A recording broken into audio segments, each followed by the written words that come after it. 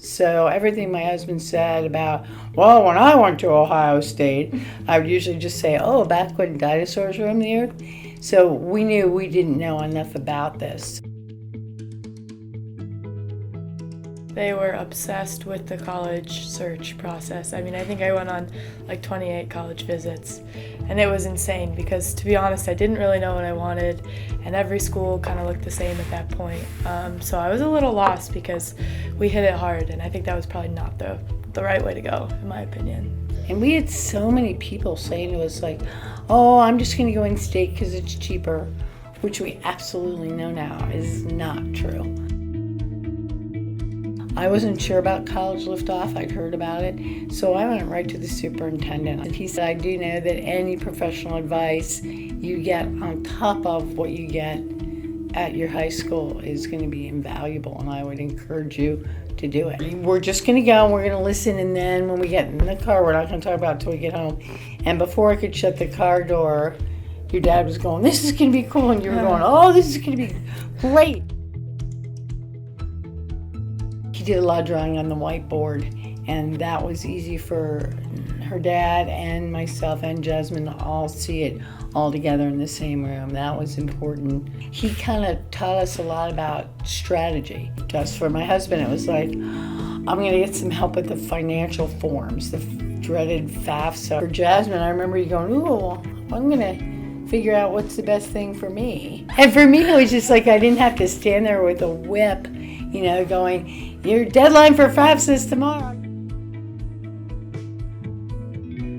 Like, this process is difficult. Like, it's a path to go through. I mean, from applications and just the whole process, or just figuring it out financially, like it's hard. We really didn't know what we were doing, I would say. I mean, to me, I think the financials was a really important aspect that I think a lot of families just don't really consider. So going back to the best school, I think I blindly, if I had gotten into some amazing program, I probably would have begged my parents and said, let's do this. And I think College Liftoff helped me understand that may be great that you got into these programs, but there are also some awesome other programs, and if we can make that work financially, your return on investment and how much money you're going to make getting out of school, so this is how much debt you can have. But just to really look at that big picture, I don't think we would have done that on our own to understand, okay, realistically, we can't be spending more money than this or that. And that was huge, I think, in the long run. I'm a very competitive person, and I was really into, I have to be at the best school. It has to have a good name. I was obsessed with looking at the acceptance rate. So I wanted to go to, the best. That was just what I was obsessed with. I was like, if I don't go big, I feel like I've failed in some way. So they helped me kind of shift the perspective of what's the best, because before I thought the best meant the best name and the best program, when really the best should mean just what's best for you. I ended up going to a really small university, and that ended up being a huge plus for me. So it was the best because I made great relationships. Sports fit into the picture while I still had academics as a big part of my college career.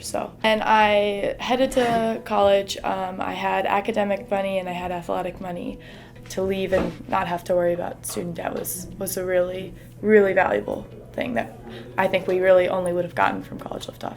And Jasmine called me every year, 4 years, first couple weeks into the fall semester, and said, I just want you to know that even if I wasn't playing soccer, this would still be the best possible fit for me. I'm so glad I'm here.